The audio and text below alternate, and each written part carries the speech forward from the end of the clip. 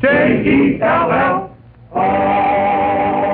The Jell-O program starring Jack Benny with Mary Livingston and Phil Harris and his orchestra. The orchestra opens the program with I Feel a Song coming on.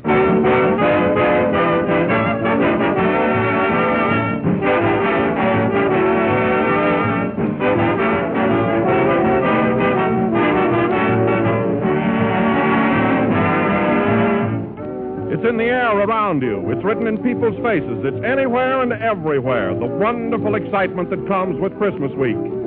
Now, when spirits are high and appetites are keen, Jell-O is the perfect dessert for you to serve.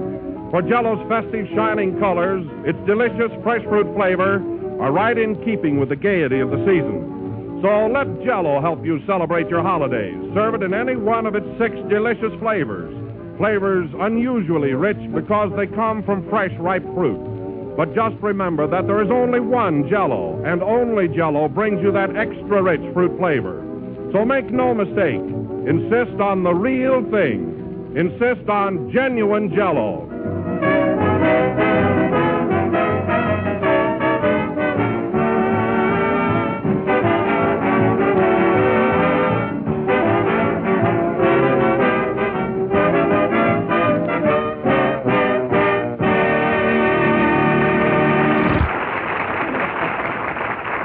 And now we bring you a man who stands for good, wholesome entertainment, who stands for bright, sparkling humor. In fact, a man who stands for almost anything, Jack Benny. Thank you. Hello again. This is Standing Jack Benny talking. Listen, Don, I may be easygoing and all that, but there's a limit to just how much I will stand. I think you found that out the past few weeks. But I've never really seen you blow up, Jack. Well, that's because I managed to keep myself under control. But if I ever lose my temper, well, I just hope I'm not around when it happens. Oh, Jack, you haven't such a temper. Why, I've heard you argue with Phil Harris, and you've been as gentle as a lamb. Yes, Don, but you'll never know the battle that goes on inside of me.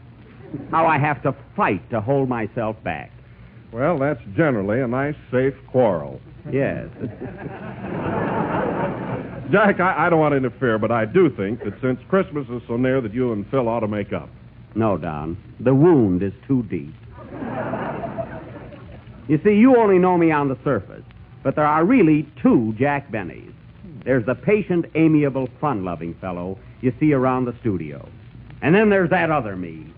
Stark, savage, primitive. A throwback to the Stone Age. I tell you, Don, one minute I'm as meek as a mouse, and then all of a sudden I'm Vesuvius erupting. My. Well, anyway, I'm through coddling people around here, and that goes for Phil Harris or anybody else. You know, you can go just so far, and then the worm turns. You're right, Jack. I'll say I am. Hello, worm. Well, I haven't turned yet. You better watch your step, too, Mary. What I just said about Phil goes for everybody on this program. I'm not worried about you. I've got my own troubles. You know, I just had an awful fight with myself. You did? You may not know it, Jack, but there are 2 Mary Livingstons. Oh, there are? Yes. There's the quiet, home-loving me, who spends her time in the kitchen. I see. And then there's the other me, wild, reckless, with a yen for caviar and cheap jewelry.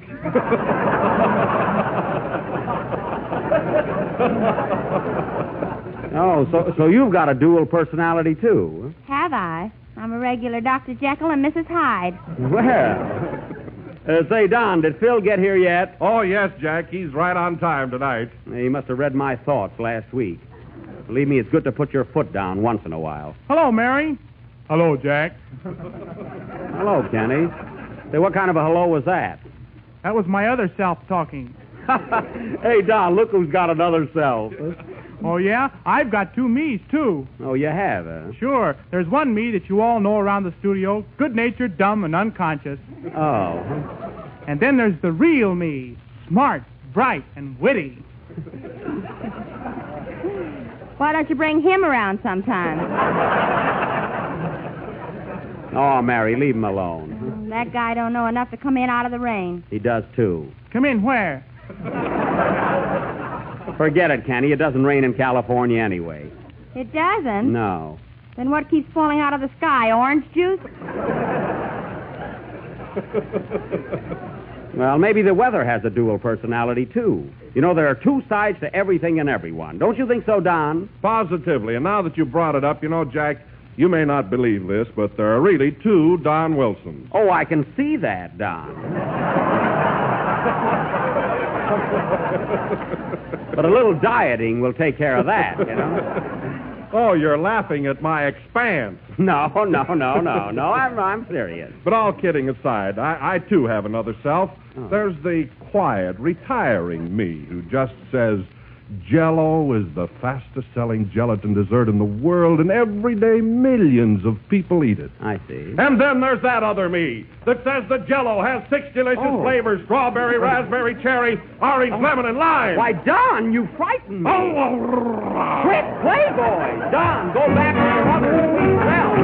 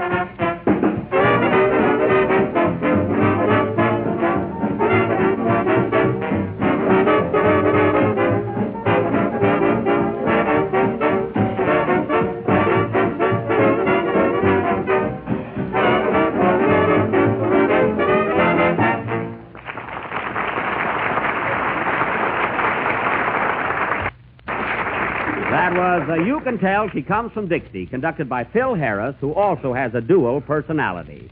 By that I mean he's a two-timer. You know, during every number, he waves one hand at the orchestra and the other at the girls in the audience.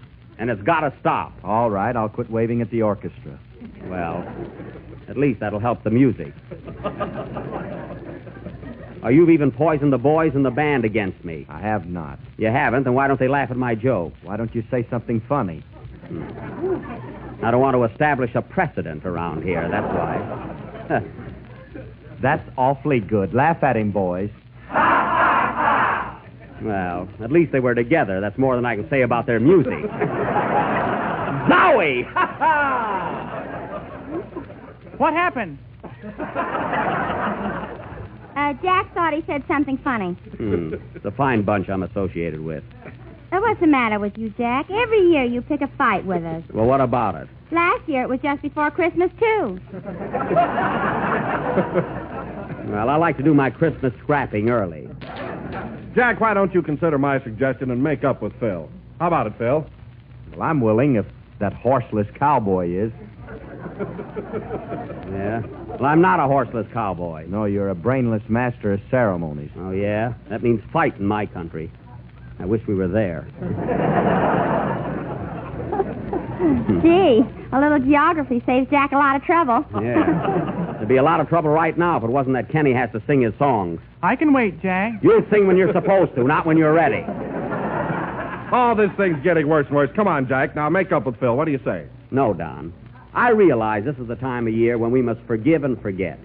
But even this holiday spirit cannot erase the scar that has been etched into my heart. Oh, Jack, you're making a scar out of a molehill. No, I'm not. Did you ever hear that famous poem by Ludwig Schmutz?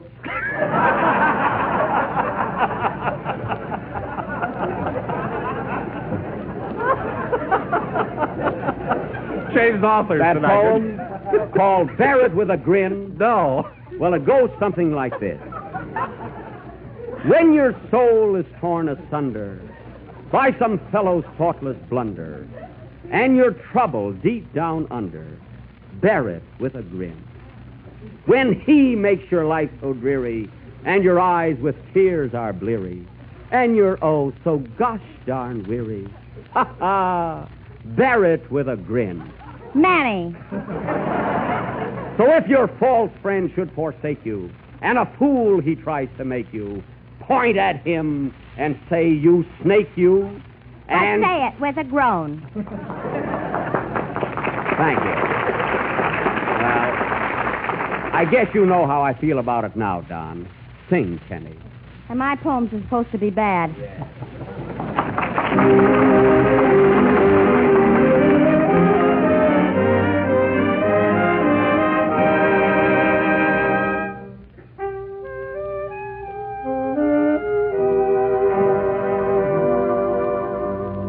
Why am I so jealous of the moon?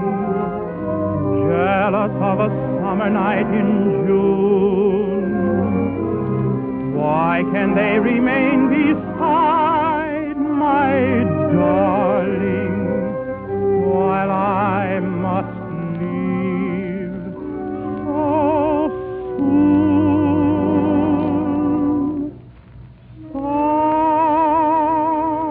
Summer night, starry sky, you can see my sweetheart with 1,000 eyes. Why have I only two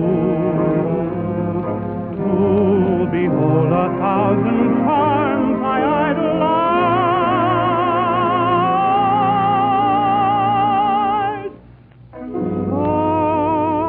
Summer night, you are right to come in her window when the day is through. She tells you all her thoughts. Won't you tell me whom she loves?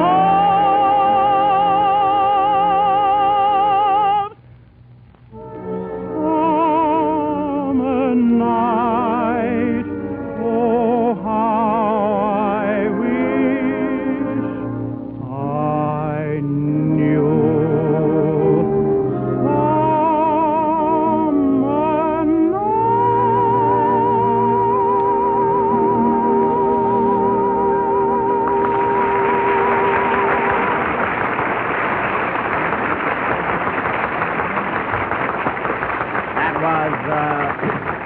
That was Summer Night, sung by Kenny Baker, and tonight it seemed to have an extra touch of tenderness. But there's one thing that puzzles me, Kenny.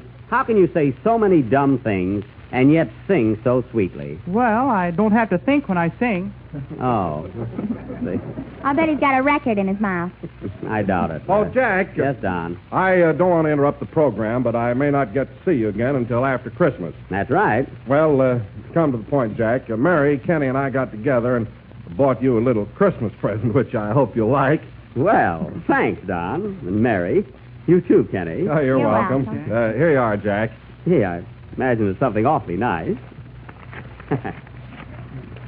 Well, but gee, this is a surprise.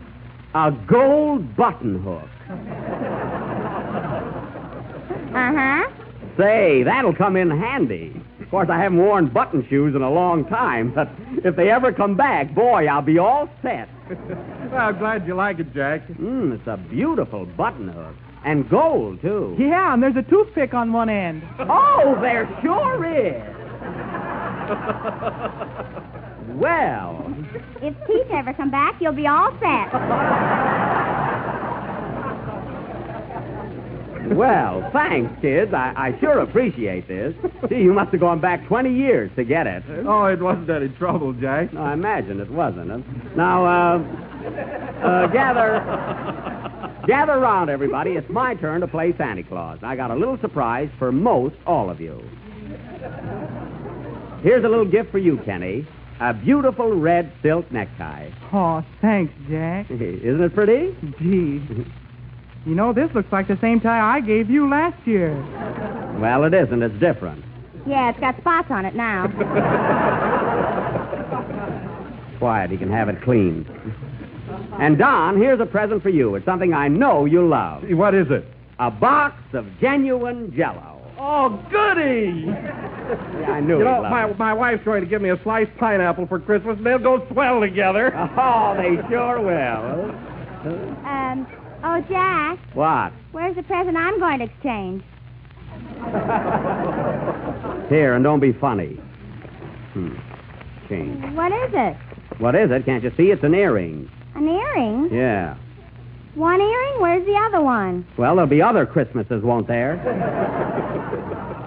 This is a fine present. Now I'll be lopsided. Yeah. Put it on, Mary. That's a style now anyway. One earring. Jack, didn't you forget somebody? Not anybody that didn't forget me. But to show you the difference in characters, come here, Mary. Here's a present for him. You give it to him. Okay. Here, Phil. Jack told me to give you this Christmas present. What is it? It's a curling iron. A curling iron? Yes. Thanks, only my hair is naturally curly. Well, if it ever straightens out, you'll be all set.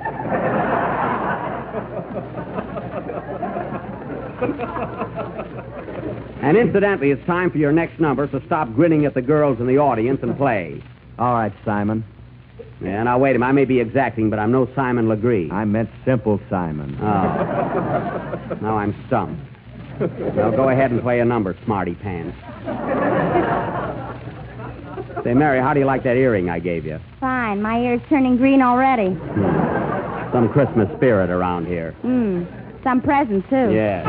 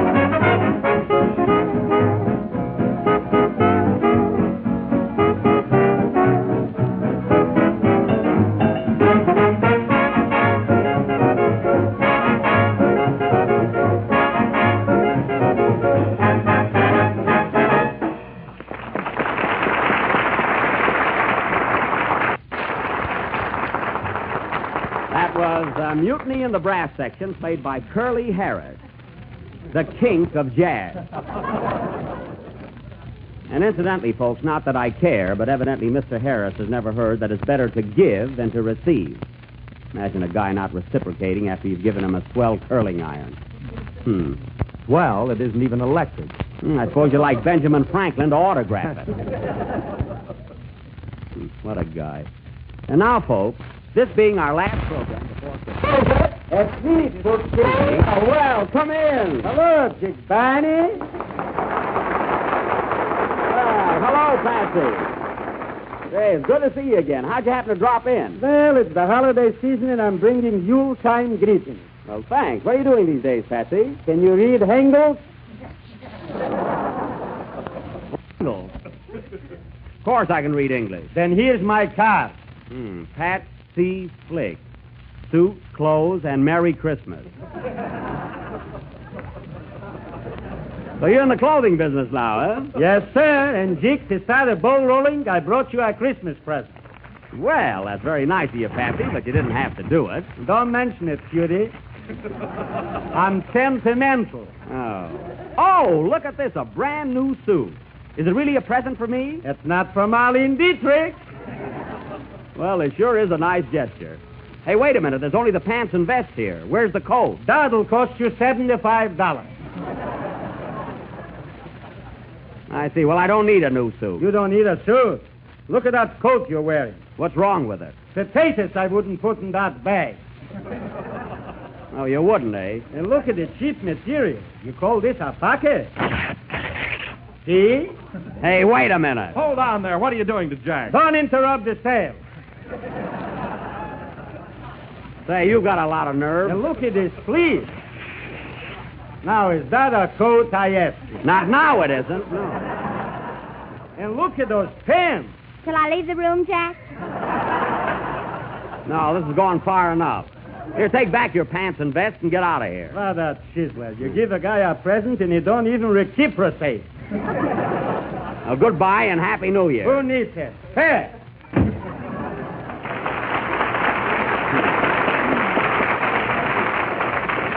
Look at my coat all ripped and torn. I got a date with a doll right after the program. Now, what are you laughing at? If it's a rag doll, you're all set. And now, ladies and gentlemen, as I said before, this being our last program before Christmas, tonight we are going... What's that?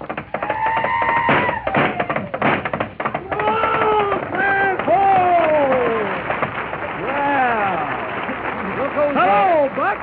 Well, Sheriff Andy Devine. Glad to see you, Andy. Oh, glad to see you too, Buck. What brings you here tonight?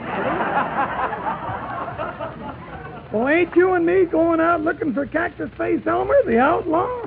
Doggone it, Andy. We got to arguing and talking up here tonight and giving out presents. I'm afraid we won't be able to do Buck Benny Rides again until next Sunday. Oh, shucks. Yeah. And I'm all dressed up in my cowboy suit. Well, don't take it so hard. Come over next Sunday and you can play with us. Sorry you had to make this long trip, Andy. Well, I didn't mind coming over. I'm kind of stuck on Mary, you know. Stop blushing, Andy. I ain't blushing. I'm boiling. Well, Andy, I'm sorry about Buck Benny. I really am. Well, and I'm sure disappointed, too. I know how you feel. Oh, doggone it. But you know, Buck, that reminds me of a poem by Ludwig Schmutz.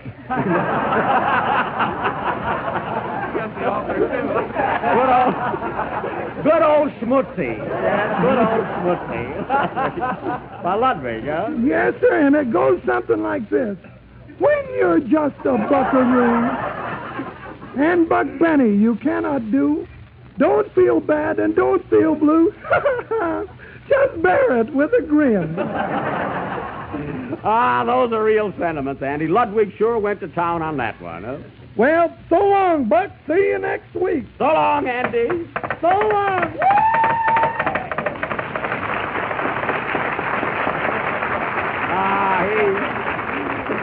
He sure has a lot of fun, doesn't he, huh? Well, I got to run along now, fellas. The program is nearly over anyway. I don't think you need me here any longer tonight, and besides, I've got a date, so I'm going to go. Goodbye, Mary. Goodbye, Jack, and a Merry Christmas. Same to you. So long, Don. Goodbye, Kenny. Merry Christmas, Jack. Same to you. Well, so long. Hey, Jack, Yeah. Merry Christmas to you. Same to you, Phil. Goodbye. Wait a minute, Jack. I want to talk to you. Well, hurry up. I've got a date. Listen, Jack, I think we've both been acting like a couple of kids. But I want to tell you one thing, and it comes right from my heart. I've been with you 12 weeks now, and I've enjoyed every minute of it. You wouldn't know it. Of course, sometimes you've tried to act hard-boiled, but deep down underneath, you're a regular guy. Oh, I am I? Well, I'm going. Wait a minute, Jack. Just to show you how I feel about you, here's a little Christmas present. Thanks. Well, why don't you open it? Oh, you open it. It's probably some trick. Gee, I hope you like it, Jack. Oh, I already said thanks. Gee, look, fellas. Gosh, gee whiz. Oh, Jack, look. Why, it's the most beautiful watch I've ever seen. I've got a watch.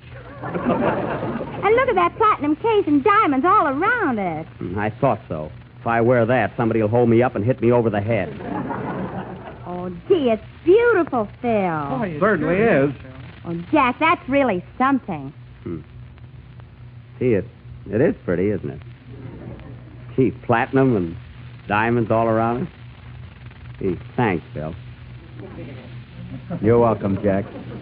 Oh, boy, that is gorgeous. Huh? Well, Phil, I hardly know what to say now. I feel so... Oh, I don't know. Oh, forget about it, Jack. Gee, I wish I'd have bought you an electric iron now. Boy, I'll bet this must have set you back plenty, huh, Phil? Well, just don't fire me for about 2 years. Well, Phil, all I can say is I'm terribly sorry for everything that happened, and see if I can ever do anything for you. And if you ever want to know what time it is, don't hesitate to ask me. I don't value anything, Jack, as much as I do your friendship. Gee, I didn't know you felt that way. Gee, but all I can say is, well, thanks, Phil.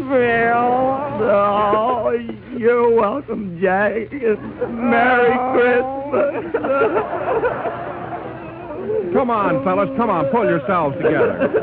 Ladies and gentlemen, I wish you could all be here to witness this touching display of friendship. In fact, I personally am so moved that I can hardly say that Jell-O is the most tempting gelatin to search the world. So just be sure to get the genuine Jell-O with the big red letters on the bottom.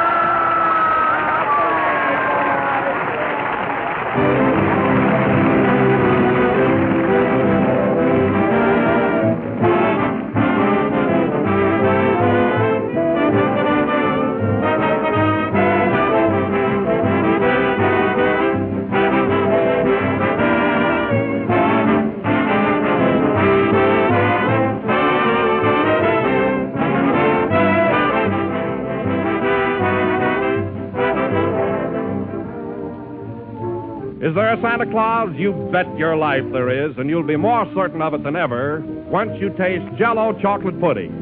It's the best that comes your way since the old days when your grandmother made chocolate pudding. Smoother, creamier, more chocolatey with a grand homemade flavor.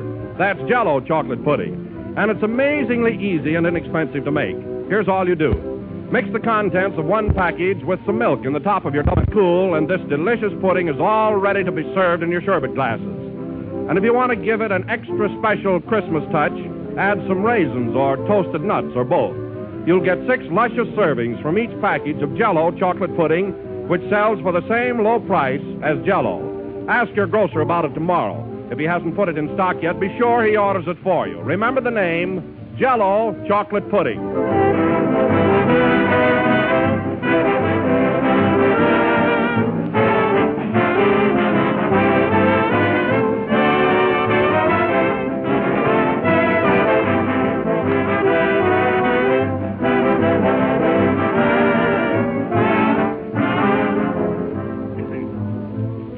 This is the last number of the 12th program in the new Jell-O series, and we'll be with you again next Sunday night at the same time when you will hear our next installment of Buck Benny Rides Again.